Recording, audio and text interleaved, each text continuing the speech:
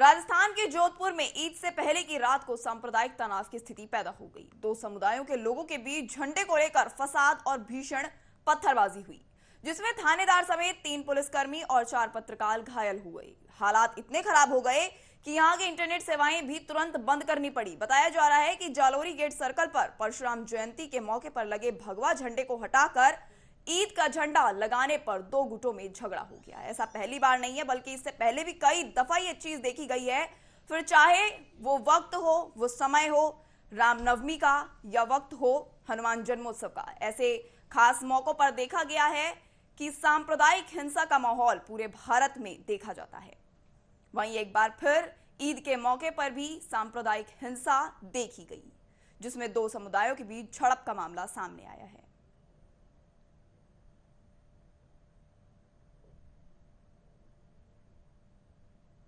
बता दें, ईद के खास मौके पर जोधपुर में ये मामला देखने को मिला, जिसको देखकर हर कोई इस वक्त यकीनन ताजुब खा रहा है।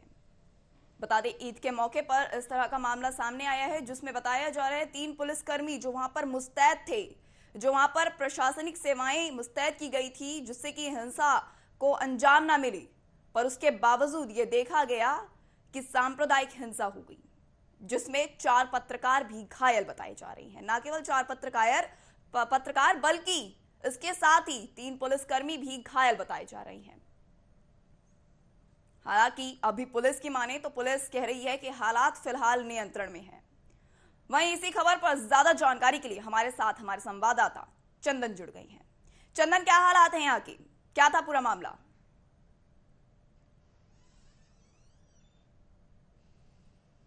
का नाम नहीं ले रहा। जहांगीरपुरी में भी हमें हिंसाएं देखने को मिली और अब राजस्थान में करौली के बाद फिर ये देखिए जोधपुर में जो घटना हुई वो बेहद ही निंदनीय है, क्योंकि आज अक्षय तृतीया भी है और ईद है।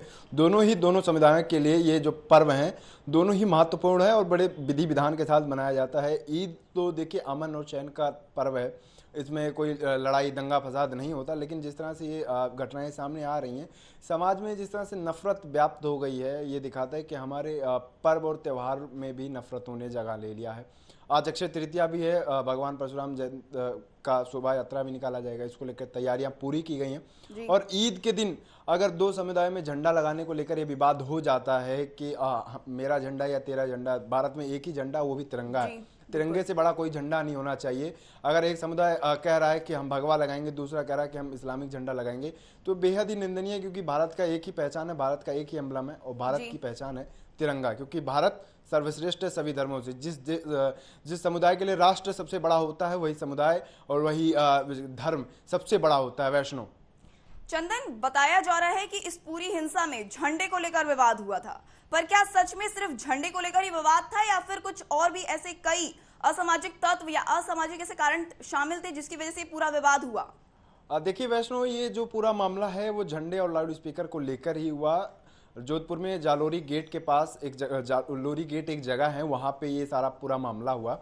2 समुदाय, एक समुदाय हिंदू गुट के लोगों ने कहा कि हम यहाँ पे भगवा झंडा लगाएंगे, तो दूसरे समुदाय ने भी कहा कि हम यहाँ पे अपना झंडा लगाएंगे, जो इस्लामिक झंडा है वो लगाएंगे। इसी के बाद पूरा मामला बढ़ता गया। वहाँ पे स्वतंत्रता संग्राम सेनानी की जो मूर्ति है मुकुंद बिस्वा की, उस पर झंडा लगाने को, देखिए स्वतंत्रता संग्राम सेनानी जब भारत को लड़कर जिता रहे थे, तब उन्होंने ये नहीं सोचा होगा कि मेरे मूर्ति के ऊपर तेरा झंडा या मेरा झंडा वाली स्थिति आ जाएगी, क्योंकि उन्होंने अपनी जो कुर्बानी दी थी वो तिरंगे झंडे को लेकर दी थी, ना कि तेरा झंडा और मेरा झंडा को लेकर दी थी। इसी बात को लेकर पूरा मामला बिगड़ गया।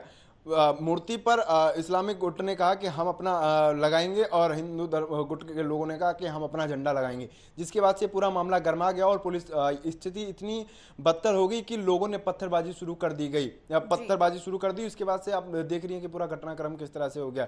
यह राजस्थान में पहली बार नहीं हो रही, लगातार चीजें गहलोत सरकार के हाथों से चीजें निकलती जा रही हैं और दंगों को काबू करने में गहलोत सरकार लगातार नाकामयाब हो रही है। इसी को लेकर बीजेपी भी उनको तंज कसती रही है। अभी मुख्तार अब्बास नकवी ने कहा कि किसी तरह से सन की साजिश के जो तार हैं वो दिखाई पड़ते हैं।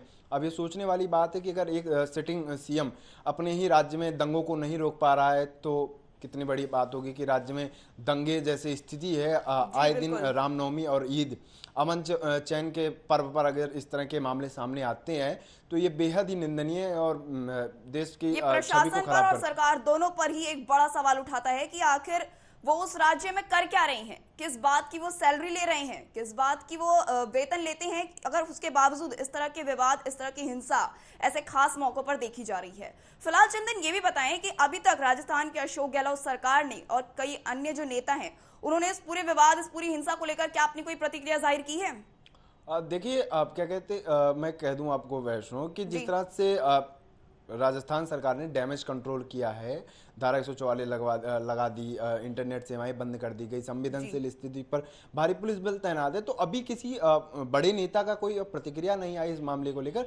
हाँ, लेकिन बीजेपी इसको लेकर हमलावर है। बीजेपी लगातार कह रही है कि जो गहलोत सरकार है वो दंगों को काबू करने में पूरी तरह से नाकामयाब है, इसे तुरंत बर्खास्त कर देना चाहिए। बीजेपी का अपना रोल है, वो विपक्ष में है तो बीजेपी जरूर ही कहेगी कि सरकार को बर्खास्त कर देना चाहिए वो, लेकिन इसकी तरफ से, सरकार की तरफ से कोई आदेश नहीं आया, सरकार की तरफ से कोई प्रतिक्रिया नहीं आई, सरकार की तरफ से ऐसा कोई चेतावनी नहीं है जिससे लगे कि सरकार दंगे को लेकर पूरी तरह से सजग है या दंगे को कंट्रोल करना चाहती है। हाँ, दंगे के बाद एक डैमेज कंट्रोल किया गया है, भारी पुलिस बल तैनात कर दिया गया, इंटरनेट सेवाएं बंद कर दी गई, धारा 144 लागू कर दी गई, स्थिति अभी सामान्य करने को लेकर पूरी कोशिश है। आप देख सकते हैं कि अनंतनाग में भी यही घटना हमें देखने को मिली। नमाज के बाद जिस तरह से पत्थरबाजी हुई वो बेहद ही निंदनीय, सुरक्षा बलों पर पत्थरबाजी की गई।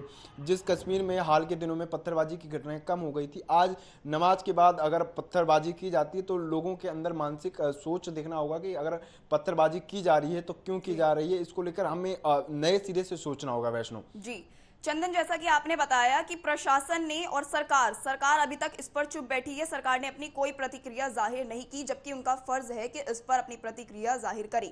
लेकिन उसके बावजूद ये बताया जा रहा है कि इंटरनेट सेवाएं बंद कर दी गई हैं। क्या लगता है इंटरनेट सेवा बंद करने से इस तरह के दंगे रुक पाएंगे? देखिए वैष्णो, ये सब जो चीज़ें होती हैं तात्कालिक चीज़ें होती हैं। किसी भी चीज़ को रोकने के लिए जो तुरंत प्रभाव से कदम उठाए जाते हैं उनमें से ये शुमार है। क्योंकि देखिए, इंटरनेट पे जब ज़्यादा चीज़ें सर्कुलेट होने लगती हैं, वायरल होने लगती हैं, तो स्थिति और भी संवेदनशील हो जाती है।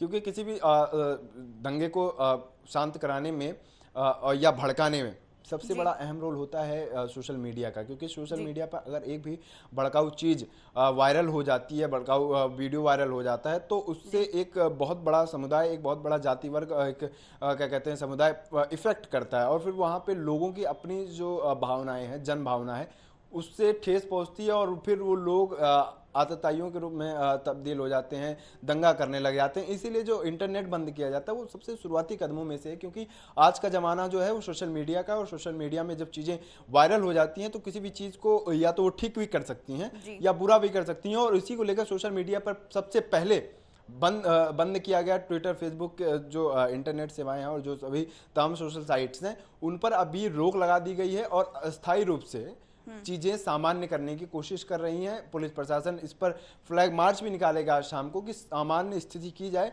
लेकिन ये एक पहली घटना नहीं है, लगातार ऐसी घटनाएं सामने आ रही हैं जो देश की छवि को खराब करने की कोशिश कर रही हैं। क्योंकि ईद जैसे मौके पर अगर ऐसी चीजें होती हैं, नमाज के बाद अगर ऐसी घटनाएं सामने आती हैं तो हमारे देश की छवि को ही नुकसान पहुंचेगा। वैष्णो, बिल्कुल, इस खास मौके पर, ईद के खास मौके पर जिस तरह की ये सांप्रदायिक हिंसा देखी गई है, चंदन क्या कहेंगे कि इस पूरी हिंसा के बाद अब जिस तरह की वहां की स्थिति बनी हुई है, जैसे कि बताया कि इंटरनेट सेवाएं भी बंद कर दी गई है, प्रशासन भी चुप बैठा है, आखिर कब तक ये विवाद यूं ही, इस तरह की जो हिंसात्मक क्रियाएं, जो मतलब प्रक्रिया शामिल नजर आ रही हैं अलग अलग त्योहारों पर, कब जाकर थमेंगे पूरे विवाद? देखिए क्या कहा जाए इस पर? देखिए वैष्णो, ये कहना तो मुश्किल होगा कि कब जाके सारे विवाद थमेंगे। क्योंकि देखिए, रामनवमी से ही शुरू हुआ ये सारा विवाद अभी तक थमने का नाम नहीं ले रहा। हमने जहांगीरपुरी को देख लिया, हमने करौली को देखा, हमने खरगोन को देखा, हमने आजमगढ़ में देखा। जिस तरह से विवाद हुए, जिस तरह से क्या कहते हैं हंगामा हुआ, उसके बाद सरकारों ने काम किया।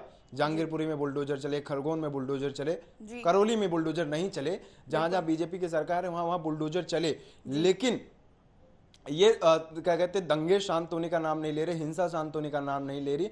लगातार ये हिंसा की तस्वीरें जो हैं वो हमारे सामने आती हैं और यही तस्वीरें हमारे जहन में बस जाती हैं, क्योंकि जिस तरह से लोग अपनी धार्मिक जनभावनाओं को आहत होते हुए देखते हैं, फिर एक समुदाय एक बड़ा समुदाय इससे इफेक्ट होता है और फिर जी स्थितियां जो हैं वो सामान्य से परे हो जाती हैं। वैष्णव, बिल्कुल, बद से बदतर होती तस्वीरें और बद से बदतर होती जो स्थितियां हैं वो नजर आती हैं।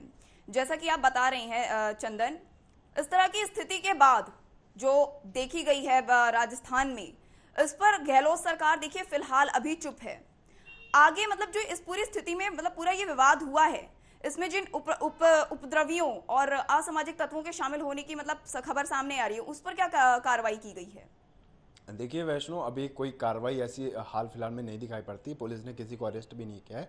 पुलिस ने हाँ, दंगे के वक्त आंसू गैस के गोले छोड़े थे भीड़ को तितर बितर करने के लिए, लेकिन अभी तक गिरफ्तारी की कोई खबर नहीं आई है कि किसी को गिरफ्तार किया गया हो इस हिंसा को लेकर। क्योंकि देखिए पूरा मामला, एक भीड़ ने जब झंडा लगाने को कह दिया तो उसमें उसका मुख्य आरोपी को अभी पुलिस की तलाश है कि पूरी जो साजिश है वो कहाँ से पनपी।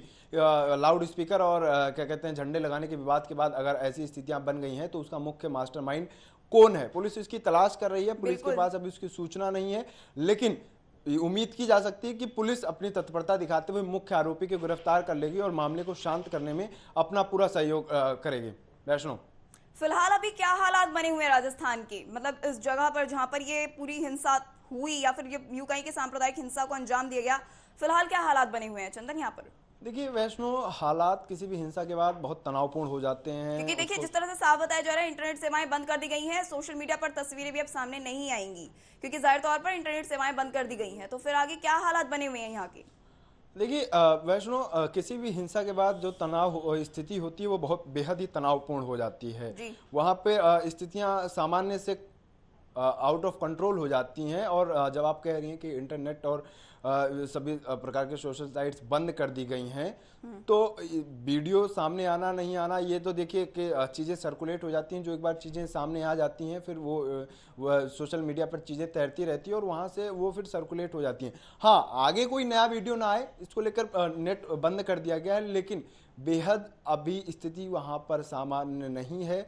बेहद ही चिंताजनक स्थिति है। पुलिस वहाँ पर भी भारी संख्या में मौजूद है और पुलिस लगातार कोशिश कर रही है कि ईद के मौके पे, ईद की जो पूर्व संध्या थी, नमाज की पूर्व संध्या थी, उसके जो ये पूरा विवाद फैला, अब ये कोशिश कर रही है पुलिस कि फ्लैग मार्च करके इसे शांत किया जाए। क्योंकि देखिए चीज़ें जब सामान्य होंगी तभी हमारे आपसी भाईचारे को क्या कहते हैं मजबूत किया जाएगा। जब भाईचारा मजबूत होगा तो स्थितियां अपने आप ही सामान्य हो जाएंगी। वैष्णो।